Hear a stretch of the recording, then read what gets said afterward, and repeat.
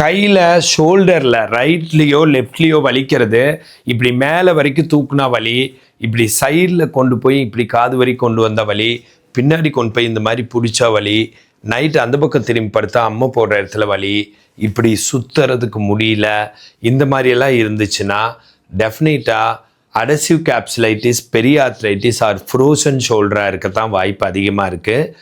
இந்த மாதிரி இருக்கிறவங்களுக்கு எக்ஸசைஸ் தான் பெர்மனன்ட் தீர்வாக இருக்குது. இப்போ இந்த ஃப்ரோசன் ஷோல்டர் அடசிவ் கேப்சுலைட்டிஸ் ஏன் வருது, அதுக்கு என்ன எக்ஸசைஸ்னு பார்க்கலாம்.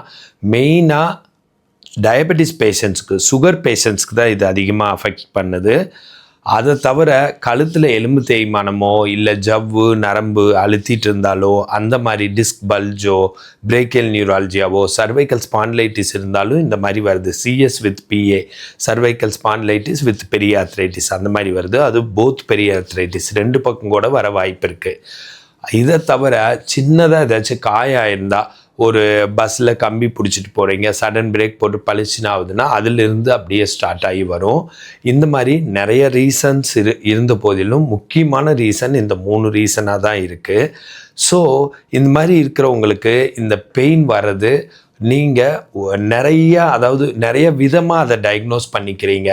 பழசு ஒரு காயம் ஆயிருக்குன்னா அந்த இடத்துல உங்களுக்கு டேர் ஆகிருக்கும். அந்த டேர் பிஞ்சு போனதையே இன்னும் சொல்லிட்டு இருப்பீங்க.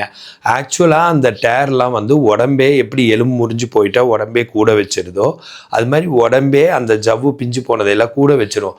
கூட வைக்கிறப்ப நீர் கோர்த்துக்கிற மாதிரி, அதாவது சீ பிடிச்ச மாதிரி பண்ணிவிட்டு இந்த மாதிரி ஒரு பெரியார்த்ரைட்டிஸோ ஃப்ரோசன் ஷோல்டரோ அடசிவ் கேப்சுலைட்டிஸோ உருவாக்கிடும். அதனால் அந்த பழசு பிஞ்சு போனதையே 6 மாதம் 1 வருஷம் 3 வருஷத்துக்கு நீங்கள் நினச்சிட்ருக்கூடாது. அது பாஸ்ட்டு. இது இப்படி ஒன்றைத்தான் அதனால் உருவாக்க முடியும். பிஞ்சு போனது கூடாமல் இருக்கவே இருக்காது, அது கூடிரும். ஆனால் இந்த மாதிரி பிரச்சனைகளை உருவாக்கிட்டு இருக்கோம். ஸோ அதனால் இதுக்கு அது ஒட்டிக்கிட்டு இந்த எலும்பு தேய்மானம் ஆஸ்டியோ ஆர்த்ரைட்டிஸ் நீ சொல்கிற மாதிரி இது பெரிய ஆர்த்ரைட்டிஸ் ஒட்டிட்டு ஜவ்வு ஒன்றோட ஒன்று ஒட்டி தான் இந்த மாதிரி பிரச்சனை பண்ணுது. இதுக்குன்னு இருக்கிற எக்ஸசைசஸ் பண்ணால் போதும், நல்லாவே சரியாவீங்க. இந்த மாதிரி ரொட்டேஷன் கிளாக் வைஸ் பண்ணுங்கள்.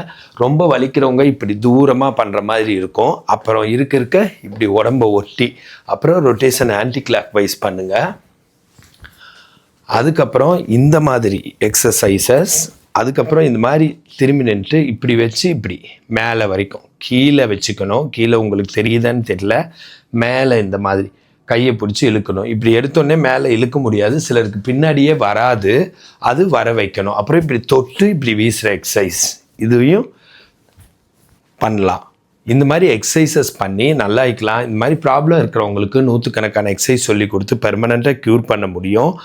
ஆன்லைனில் காலையில் 6 மணிலேருந்து நைட்டு 10 மணிக்குள்ளே 16 மணி நேரம் அவைலபிளாக நானும் என்கிட்ட ஒரு 30 ஃபீமேல் ஃபிசியோதெரபிஸ்ட், லேடி ஃபிசியோதெரபிஸ்ட் வேலை பார்க்குறாங்க, ஒர்க் பண்ணுறாங்க. ஸோ அவங்களே வச்சு ஆன்லைனில் உங்களுக்கு எக்ஸசைஸ் சொல்லி கொடுத்து பெர்மனண்ட்டாக க்யூர் பண்ண முடியும். இந்த மாதிரி ப்ராப்ளம் இருக்கிறவங்க கன்சல்டேஷன் வேணுன்னா எனக்கு கால் பண்ணுங்கள். அண்ட் ஹெல்த் டிப்ஸ் வேணுன்னா ஃபாலோ பண்ணுங்கள். நான் பிரகாஷ், ஃபிசியோதெரபிஸ்ட்.